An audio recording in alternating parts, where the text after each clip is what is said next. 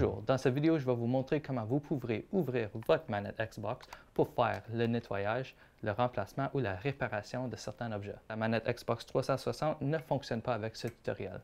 Maintenant, allons-y. Donc, il y a diverses situations pourquoi que vous voudrez ouvrir votre manette. Donc ici, j'ai un exemple. J'ai une manette qui ne veut pas s'allumer. Je veux mettre ces joysticks ici et les mettre dedans cette manette-là. Pour ouvrir le coffre de la manette, vous pouvez utiliser un morceau de plastique comme ceci ou vos doigts. Donc, pour l'ouvrir, on a juste à tirer ici et l'enlever. On a ici 5 vis à dévisser. Ici, en arrière de l'autocollant, on a une vis pour le centre.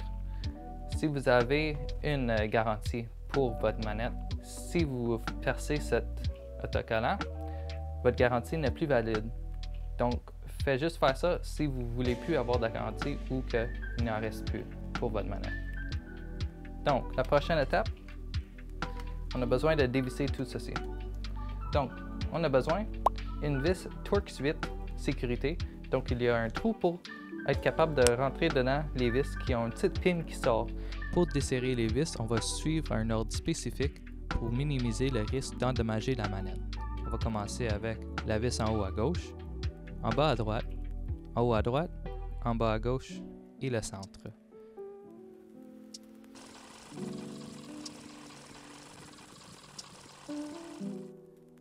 Après qu'on a desserré un peu les vis, on va complètement enlever les vis dans la même ordre.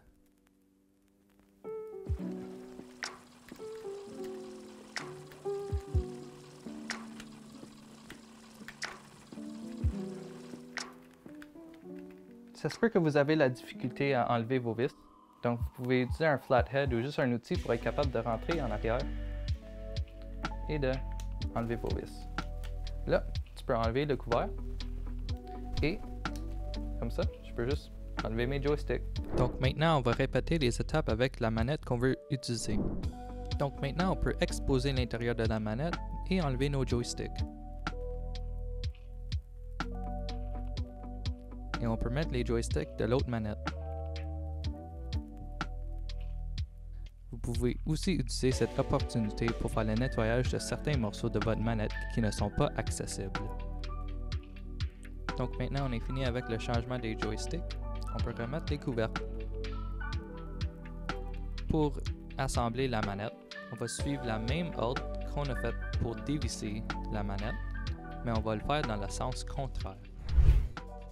Maintenant, mes vieilles joysticks usés sont remplacés par les nouvelles joysticks pas usés de mon autre manette cassée. J'espère que ce tutoriel était utile pour vous et je vous souhaite une très belle journée.